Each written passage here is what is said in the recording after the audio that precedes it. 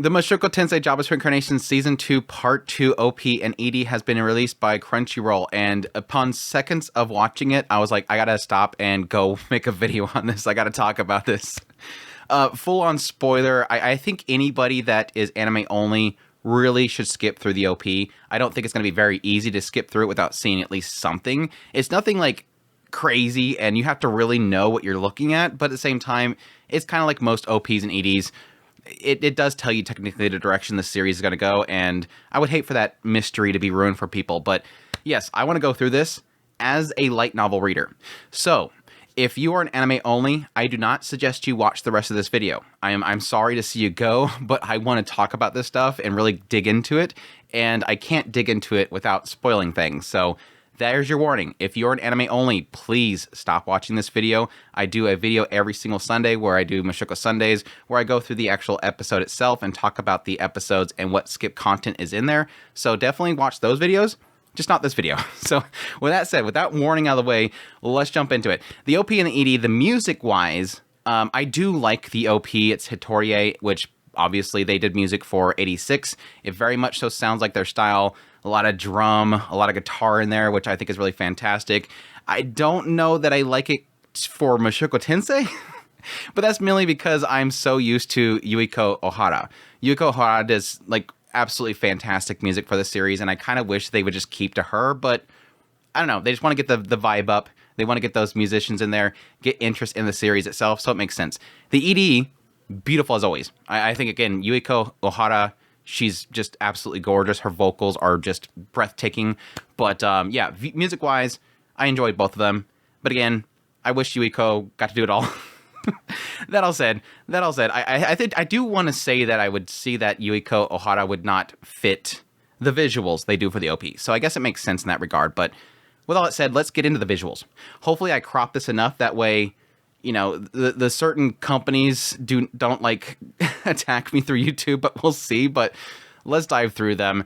I guess I should go from the start. Let's jump to the start. Let's just go I'm going to go frame by frame, or at least basic frame by basic frame, actual set pieces that they actually present in the OP itself. So let's just jump through it. The opening kind of starting out with, obviously, Rudius standing there with different points in his life behind him in the background. Him as an infant, him as young looking into his book, him getting a little older and starting to go out more. And then obviously the point in which, yes, technically when he was traveling, but additionally it seems that it put a lot of emphasis on that being the point in which he is kind of saddened again. He's in a bad place. He's walking away. That was kind of cool. Next shot that we have is a baby or infant grabbing a hand. Now at first I kind of thought this might be something for further on, but because that's so further on, I don't think that would be the case. This should be Rudius himself. It just seemed odd that Rudius would be grabbing what looks like a man's hand. But again, it does work well for the current story that we're going to be getting into with this part. So much emphasis on family. Rudius and his relationship with his parents. That is right here. So I guess it does make sense right here to show a little bit more of that care and that love of a child, which technically hurts. We're going to get into more of. We see Rudius running. We get a brief shot of Aisha, Norn, Rujerd, and Ginger doing their travels. It kind of makes it feel like Rudius is chasing after them because they are technically in the north, because we do have a lot of snow. I mean, it could be snowing, before they get to the north, but I doubt it. But they're obviously traveling to the north. Aisha sees something. I would assume that she sees Rudius, but I think that's what they're going for. Rudius running through the city of Renoa, jumping forward. Our first shot of Paul. We're already getting into Paul. Like right off the bat with the OP, we're getting into Paul. Paul looking a little bit distraught. Lilia behind him, trying to comfort him in whatever way that she can. Lilia is just so fantastic. But yeah, I'm already not looking forward to this stuff. More Rudius running, sees Sylphie. She's smiling, runs up there, embraces. I do like that we kind of got a little sense of, in the earlier parts of this OP, so much emphasis on Rudius and him growing up. And then, going through the whole segments, briefly seeing Paul being a little upset there, but you still have him rushing to his new life that he has right now. He's happy right now. But I do like this little shot right here because it kind of plays off the whole second season kind of thing with the two characters next to each other, making the two, and then it kind of going through each of the characters, which I think is really fantastic because it's getting a lot of emphasis on how every one of these characters is really going to get a point in this season. This season is about every one of these characters. It's about him and Sylphie. It's about him and Aisha. Obviously getting into Aisha and her troubles and her fears of being the redheaded stepchild, basically. The kid that shouldn't be a part of the family, which is, I can't wait to get into. Obviously, Norn, that little presence there. Already showing Norn in the school outfit, so we're already, again, spoiling here that Norn's going to be a part of the academy. And yes, Roxy. Roxy coming back. I'm so happy that Roxy is finally coming back. I could not be more excited. But yeah, that's super good. And then, yes, Rudeus and Zenith.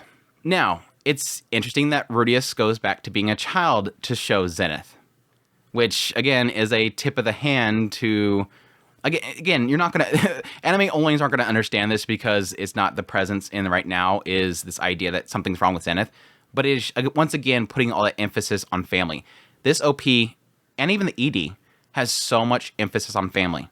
This is a part where Rudeus is really finally establishing, I have a family.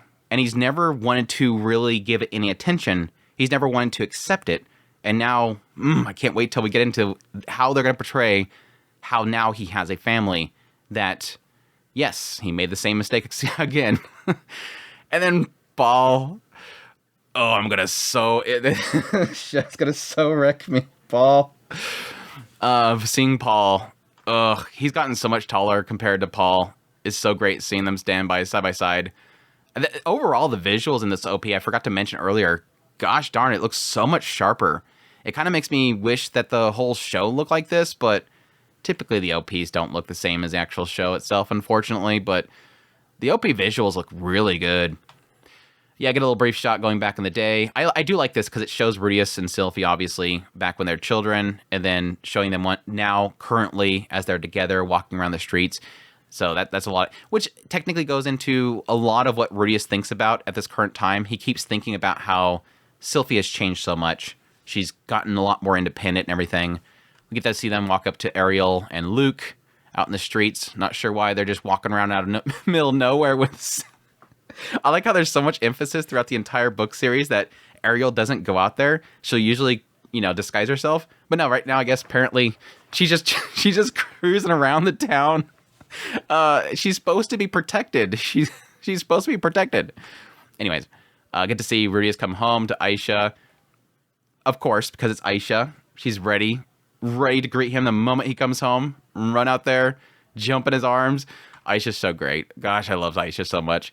But yeah, obviously showing that she is their maid now, working at their house and everything. Jumping forward. The Norm segments. I'm so wondering if they're going to pull off. I think they'll pull off the Norm segments okay. There's a side of me that almost wonders if they're not going to get into full details of what's going on with Aisha and Norn way back over in Millis.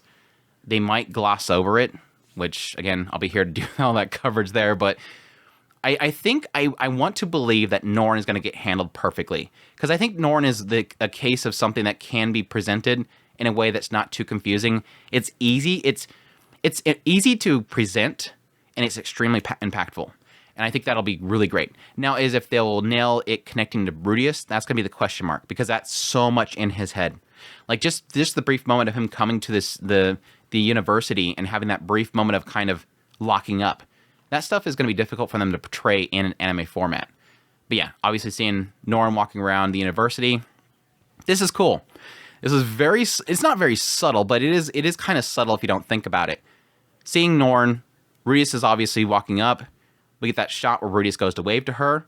This is where we get like that brief moment. This is like the Norn that we have on the screen right now. That's Norn when she first starts going there.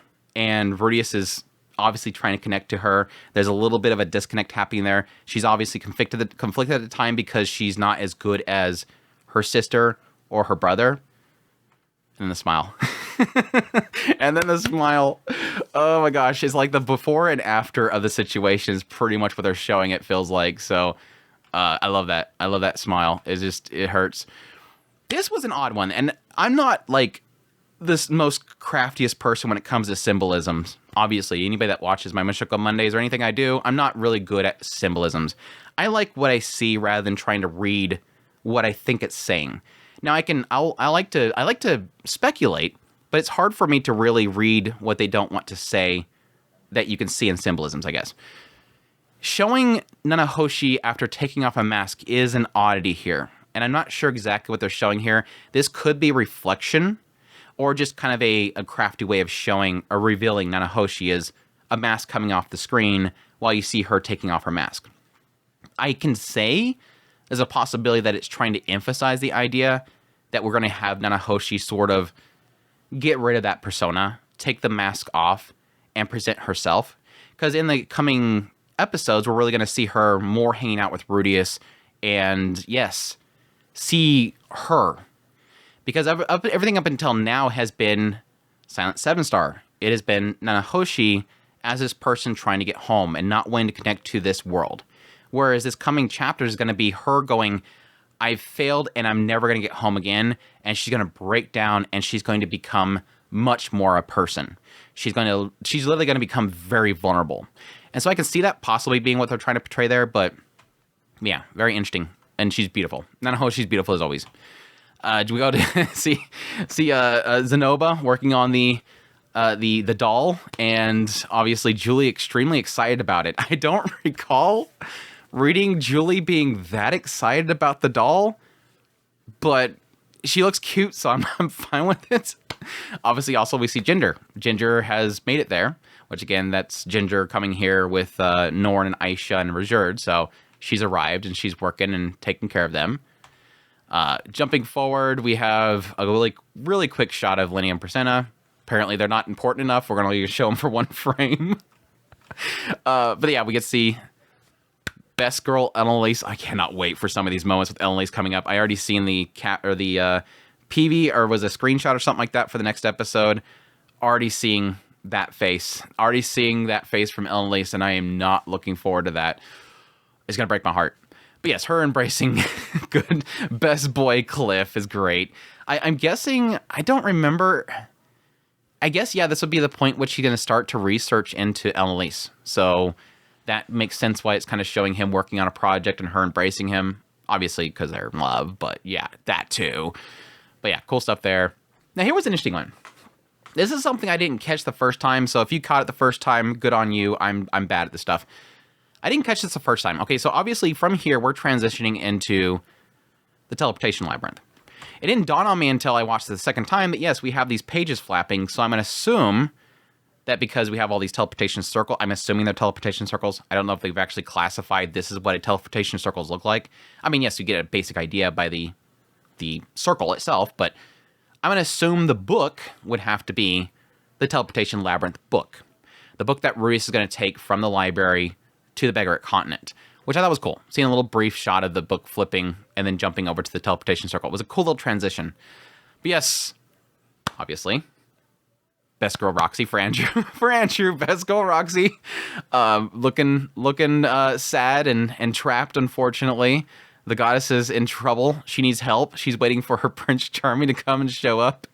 She's looking gorgeous, though. Again, the OP looks really good. I wish the show looked like this. I really do. But yeah, she's shocked. But here, this was odd. I'm very curious as to why they transition it this way, going from Roxy herself to showing Zenith. It's a transition, obviously, but usually whenever you see a character in somebody's eyes, it's because they've seen them. Now, granted, yes, Roxy later is going to see Zenith, but why there when she's trapped is the oddity. But yeah, obviously transitioning into, once again, what I would assume is teleportation circles, an emblem in the background, and yes, a Zenith. Which, yes, is going to be the hard one to deal with. Once again, big spoiler for the anime onlys, going right into here. I did not include the frame that, yes, you can see quite a bit of Zenith, because I don't want YouTube to get angry at me. There is one frame that shows quite a bit of Zenith, but we will refrain from showing that. Yes, transitioning to her being in the crystal in the teleportation labyrinth, and yes, the not CGI dragon. the not CGI dragon. Hopefully the show itself is still not CGI. I'm hearing whispers that it's not going to be CGI, but I still am holding some fear there. It's interesting right here. I thought this was a little bit odd, but then it made sense to me when I had thought about it for more than 2 seconds. But yes, this first shot right here does give a lot of almost, I guess, reflectiveness to the Hydra, which again, technically is to the scales and everything, but it looked kind of like more, having like almost like a rainbow effect on the actual skin itself, which was kind of interesting. It doesn't look that big right there. That's the only problem that I have. It does not look big right there. Later shots, it looks a lot bigger, but when I was imagining this or picturing this, when I was actually reading it, I was thinking massive. And yes, technically Rudius gets his arm stuck in one of their eyes and it guillotines his hand. So their eyes are at least going to be like this big. This thing's going to be massive. So it looks small right here, and that could be perspective. So I'm not going to be too critical. But yeah, I was kind of figuring this thing is taking up a lot of this room. But yes, we have all the characters rushing forward. I don't know why Rudius is in the front. That doesn't make any sense, but hey, it looks cool. Why Rudius is on the front line, I don't know. I don't remember them having almost a V formation with Elise in the front. Usually Paul was in the front with Elise. Talhan was tailing behind and Rudius was behind him. But again, for the sake of the cool visuals, we're going to go with it. Yeah, there's Elise. She's back on the side. She's on Rudius's flank. Still, it looks really gorgeous. Again, I wish the show looked like this. I wish the show looked like this. But yes, them rushing up to the Hydra. Again, I pictured it bigger. But again, it's fine. It's just for perspective shot. It's cool. Again, a lot of emphasis on, especially the top of their head being very, very reflected. Again, going for that style of the crystallized or whatever the scales themselves, which is interesting. Which that gets into something interesting right here. Because yes, we cut back over to Roxy, who, yes, is in the back line. And she is she's mostly providing support, healing and whatnot, which she would have to actually get up there to actually heal people. But still, back line, again, once again, gorgeous shot. That's so good. Obviously, Geese is next to her. Geese is always in the back line. They kind of made it very clear. He's going to be back there providing any support that he can. But for the most part, his role is that if they fall, he gets the hell out of there. His role is to get out and tell everybody that they're dead, which sucks, but yeah. Roxy goes to fire. This was cool because it shows Roxy fire what looks obviously like something ice or water. I think she was mostly using No, that was mostly Talhan. This is the part where I'm kind of forgetting exactly what she used, but it's showing her using something like ice. Fires it at them. That was cool. It strikes, and immediately the frame itself sharpens. It's giving us a clear idea that this thing literally gone. Again, absorbed. Really cool. Or at least canceled, so to speak. So that was kind of cool. Then we have Paul coming up there doing his attack. Fake out for all the light novel fans right here. Sewing this thing coming right down at Rudius. And then bam. Best girl Annalise comes in there, blocks the attack. She looks freaking gorgeous. I love her to death. She's so amazing. And then Paul coming in there for a big strike, which is cool.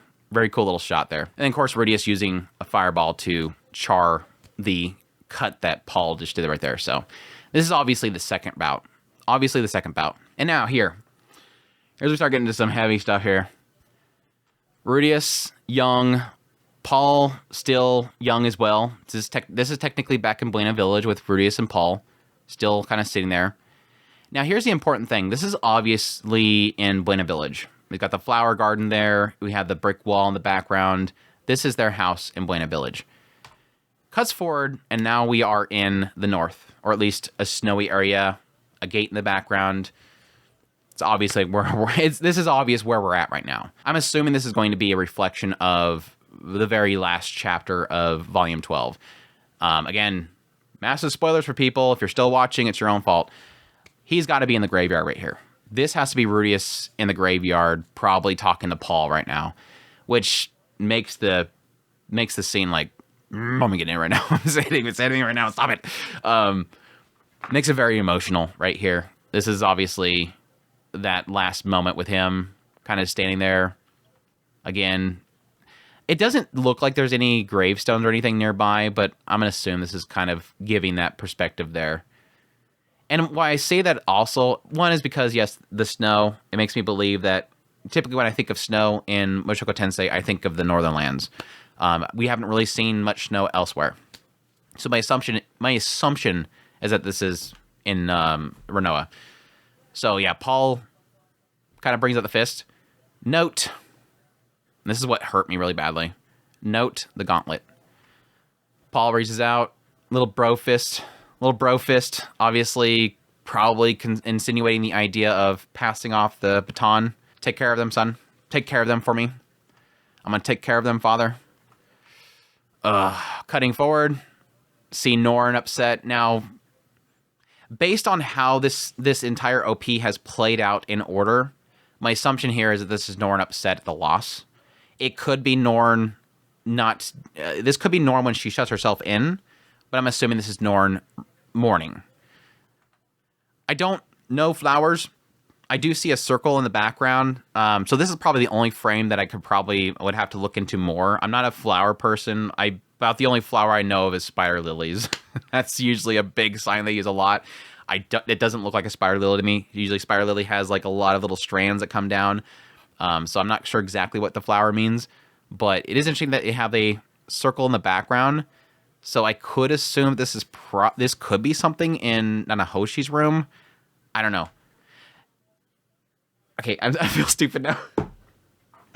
It's the bottle.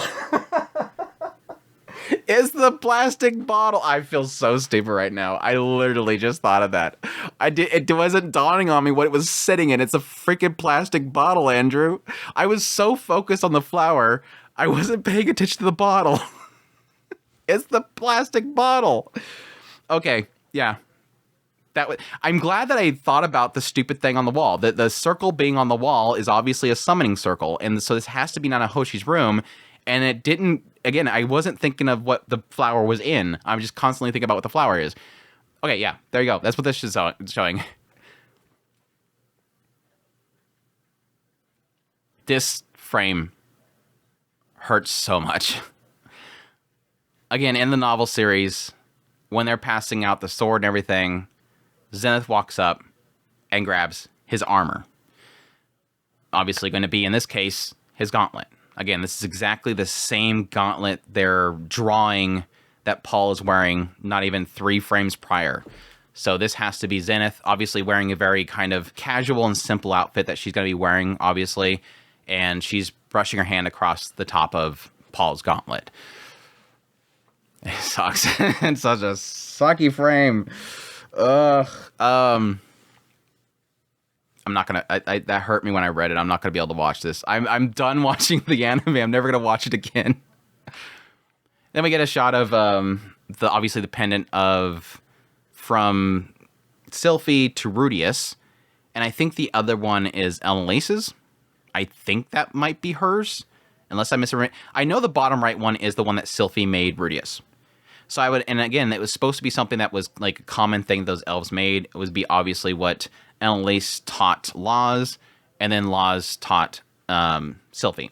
And so Sylphie made one. So that's the connection they're having right there, as they're showing that, obviously, probably in the next episode, we're going to see that they're actually related. So then we get a brief shot of Sylphie holding her belly, which again, this is another one of those ones that's like, yeah, it's kind of a spoiler for anybody watching the show.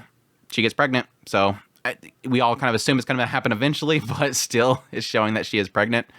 And then we get a brief shot of the teleportation, what do they call them? The Labyrinth City. The Labyrinth City of Rapon, question mark? The Labyrinth City of Rapon, I think it was.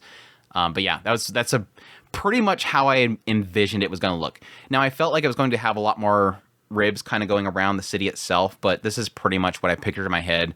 The idea of this big beast that died there, and all these ants came in and ate it and created all the labyrinths, and the people built under it itself. So really cool little shot there.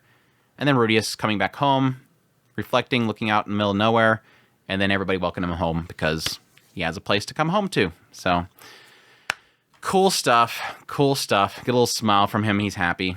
Again, I would kind of assume that's probably him coming home from CM Paul. Edie itself didn't really show too much, but still some really beautiful visuals. Again, kind of being very emphasis on the idea of Paul, Zenith, and Rudius, their family, which I think is going to hurt watching the ED when we get towards the later episodes. A brief shot of Roxy, back at Buena Village with Sylphie, with Norn and Aisha being born. Back again to Vernoa with Rudius and Sylphie. Sylphie with the flowers, Norn, Aisha, seeing some shopping with Aisha, teaching Norn some stuff, and then Rudius falling asleep. And then right in the background, his family. Ugh, it's good stuff. It's good stuff. I am going to be absolutely destroyed when this season starts to get going, really. I think the starting point's really going to be Norn and Aisha stuff. Norn locking herself up. Aisha feeling like an outsider. And then, of course, getting right into Paul saving Zenith. And then, yes, Rudius realizing what he had missed out. But going to be looking forward to it. But yeah, just want to go through here and show you guys the shots and what I kind of seen in the OP and the ED. Hope you guys enjoyed this video. As always, if you did, make sure that like button down below, comment. Let me know what you thought of the whole OP and ED, what your thoughts are on it. Additionally, we have a Discord down there. We have a channel for the anime onlys. And we also have Mushoku Monday for my Mushoku Monday. But I hope you guys enjoyed. If you enjoyed this video and you want to support the channel more, I have Patreon link, tips, links, membership button down below. Greatly appreciate it. It does. And y'all take care.